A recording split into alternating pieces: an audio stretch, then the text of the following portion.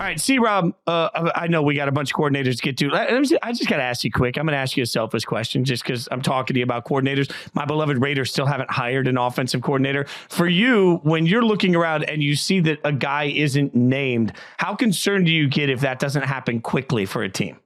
Well, typically, if we're here, right, we're in January, we're in late January, my thought process is, okay, is an assistant, you're not going to hire it's not going to go coordinator for coordinator, right? You'd be hiring let's say you're saying, well, we can't go and steal the Chiefs OC, or we can't go and, steal a 49ers OC, but we can go get the quarterback's coach, or we can that. So to me, when we're this late in the process, it's usually one of two things, maybe three things. You waited a while to sort out your head coach.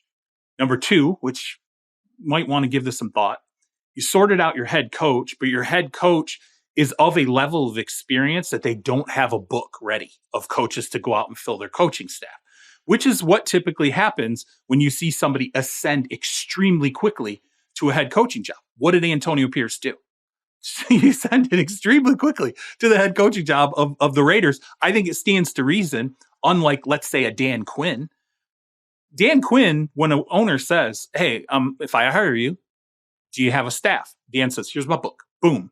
We're gonna go get this guy. Boom, boom, boom. This is why we're gonna go get all these and da da da da. When it's a situation like an Antonio Pierce, or let's say when Nick Sirianni went into Philadelphia initially, there are coaches who come in and they go, and they are attractive sometimes to the front office or even ownership, where they go, well, this is good. Dan Quinn's gonna come in and he's got his whole, here's all the guys I want, here's who I want to bring in. Or I'm gonna hire this guy who says, oh yeah, you want to help me, build my staff? Yeah, let's have those conversations. So I think there's probably a little bit of that with Antonio Pierce in terms of building out the staff, in particular the coordinator positions. Although I also would not discount that potentially there is a coach in play that is still in the system right now in terms of the Super Bowl teams. But you blow my mind, because this is what I've said for years in front of microphones.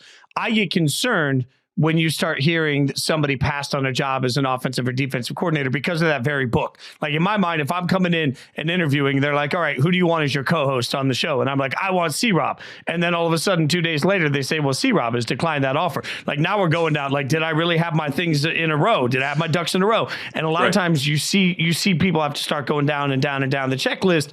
It makes me question a little bit of the hire. It just never occurred to me that maybe when you had this rapid ascension and you're in the middle of trying to find a way to get your team into the playoffs, you might not have a book, which also makes Telesco make a little bit of sense because you're bringing in a GM that obviously has a book, right? So now the GM and the coach got to sit down and compare said book. Like this is, you've blown my mind, C-Rob.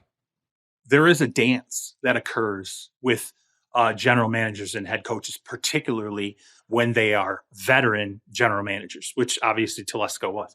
We've seen that play out in Philadelphia with Howie Roseman. Okay. I've talked about this before. It literally unfolded after we talked about it on the podcast and so many other earlier shows. Howie was a veteran GM. Doug Peterson had made changes on his coaching staff. He won a Super Bowl. Things declined a bit. And once they started pressing on Doug, we want to make changes to your coaching staff. Doug put his foot in the sand and said, nope, no more. I'm good. I'm going to go ahead and I'm going to do what I want to do with my head coaches or my assistant coaches. And that's when they parted company. So then they switched to a new guy, right? He goes down the same exact path as Doug Peterson. And how does he end up staying in his job? Because of the front. I know they did the song and the dance in the press conference, and it was Nick Sirianni making all these decisions. Nick Sirianni still has his job because he was flexible when it came to the coaching staff and the coordinators, and was willing to work with ownership and the general manager. Now Telesco, goes in there with Antonio Pierce. I don't think there's an element of inflexibility at all, but I do think there's an element of you've got one guy with a ton of experience, and as you said, he's going to know a lot of different candidates that he's interested in, and then discussing that with Pierce. Are these going to be good? Is it a good chemistry fit? Are these, what's the personality types? You do have to think that through, particularly when, Pierce and Telesco, it's not like they've got this long, super long track record together and they're perfectly matched. Like they're still learning each other too. And I think when you're fitting together a coaching staff under a young coach who ascended very quickly, not necessarily having a multitude of options for coordinators, you have to make sure that you find that right fit. God forbid you get a coordinator in there and a year in, a la, let's say like Vic Fangio, and Mike McDaniel, where do I think that could have continued working? Yeah.